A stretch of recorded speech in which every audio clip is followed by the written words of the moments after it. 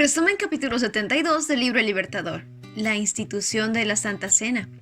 El Señor Jesús, la noche en que fue traicionado, tomó pan y después de dar gracias lo partió y dijo: Este pan es mi cuerpo, que por ustedes entrego. Hagan esto en memoria de mí. De la misma manera, después de cenar, tomó la copa y dijo: Esta copa es el nuevo pacto de mi sangre. Hagan esto cada vez que beban de ella, en memoria de mí. Porque cada vez que comen este pan y beben esta copa, proclaman la muerte del Señor hasta que Él venga.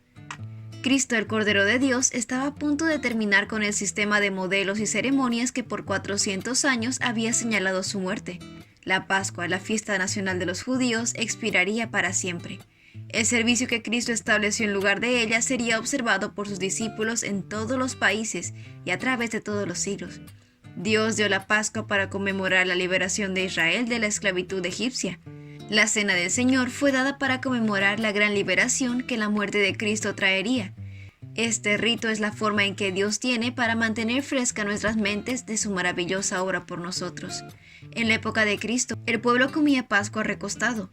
Las visitas se recostaban en divanes colocados alrededor de la mesa, descansaban sobre su brazo izquierdo y dejaban la mano derecha libre para agarrar la comida. En esta posición, la visita podía descansar su cabeza en el pecho del que estaba a su lado, y los pies, en el borde exterior del diván, podrían ser lavados por alguien que fuera rodeando el círculo desde afuera.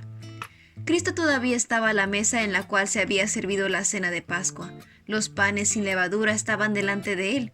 El vino pascual sin fermentar estaba sobre la mesa.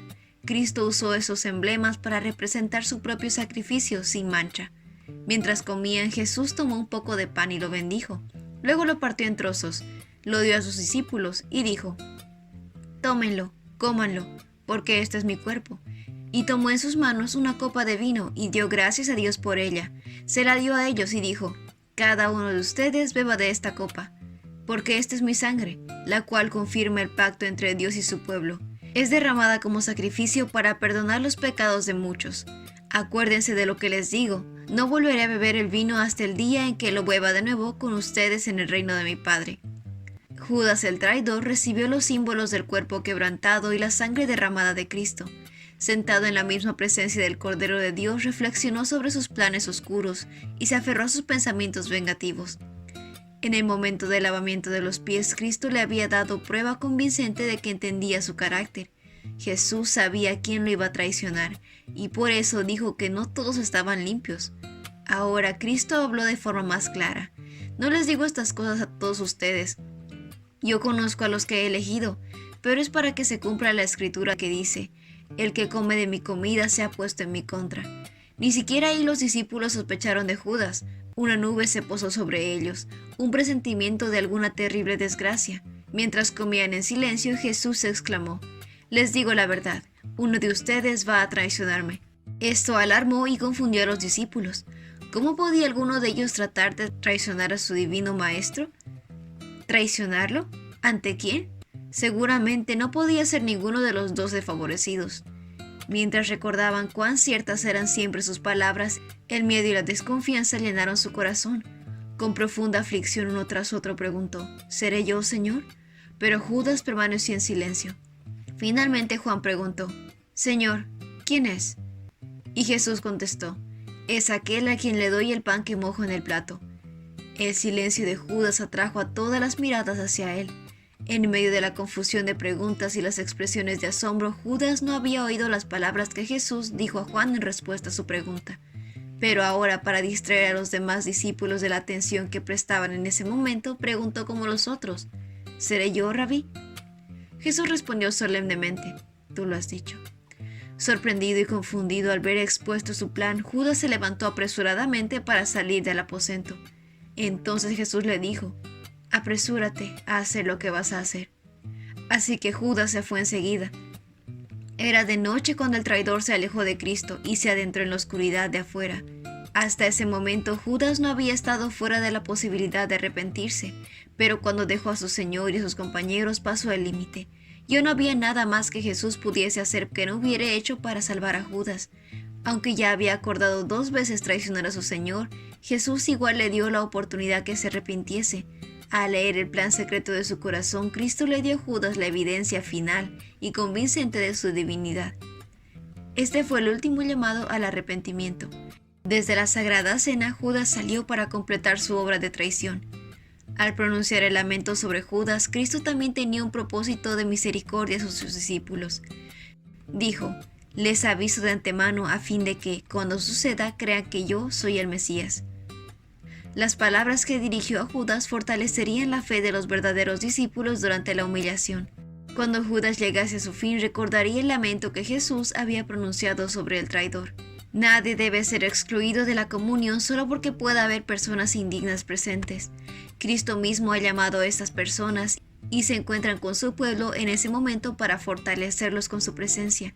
Pueden haber corazones y manos indignas que administren el rito, pero todos los que vengan con fe firme en Cristo serán grandemente bendecidos. Todos los que descuidemos de estos momentos de privilegio sufrirán una pérdida.